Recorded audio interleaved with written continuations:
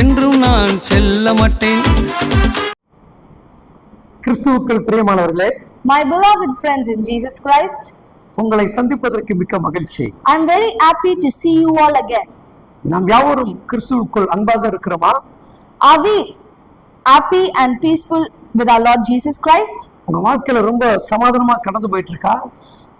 Is your life being peaceful? குடும்பத்துக்குள் ஒருவருக்கொரு அன்பாக இருக்கிறீங்களா? In your family, are you being loving everyone? சபைக்குள் உங்களுடைய அன்பு வெளிப்படுகிறதா? In church, is your love being exposed? சொந்த பந்தங்கள்ட்ட உங்க அன்பு வெளிப்படுகிறதா? Is your love exposed between your families and relatives? என்ன brother இப்படிலாம் கேள்வி கேட்கறீங்க? Why, brother, you are asking all sorts of questions? நம்முடைய பரிசுத்த வேதாகம் கேள்வி கேட்க சொல்லுகிறது. But our Bible is telling us to ask these questions. அந்த வசனத்தை சொல்லுகிற நீங்கள் கவனமாக கேளுங்கள். I am telling you that verse, please listen. தீத்து 3ஆம் அதிகாரத்தில் 4வது வசனங்கள் இவ்விதமாக சொல்கிறது.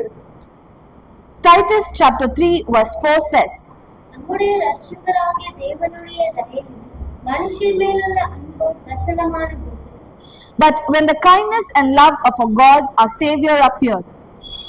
தேவனுடைய ரட்சிப்பு அடைந்தவர்களே, The people who are saved by the Lord, தேவனிடத்தில் தயவை பெற்றவர்களே, the people who have got kindness from the Lord, மனுஷன் மேல உங்களுடைய அன்பு எப்படி இருக்கணுமா? பூர்ணப்படணுமா? your love upon the people, it should be fulfilled.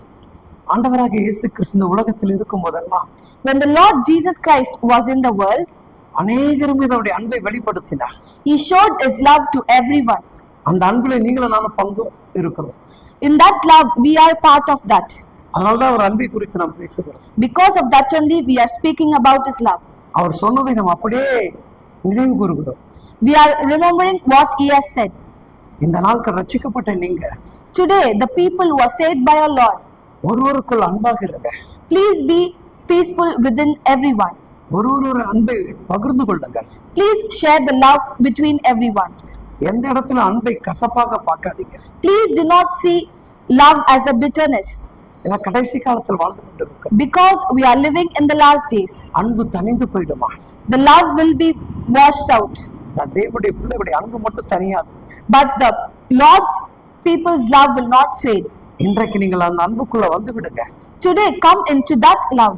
தேவ பிரசன்னம் உங்களை நிரப்பட்டும். The Lord's presence will be fulfilled. உங்களை என்னை பார்த்து மற்றவர்கள் சொல்லுகிற அளவுக்கு நாம் வாழ்ந்துகிட்டோம்.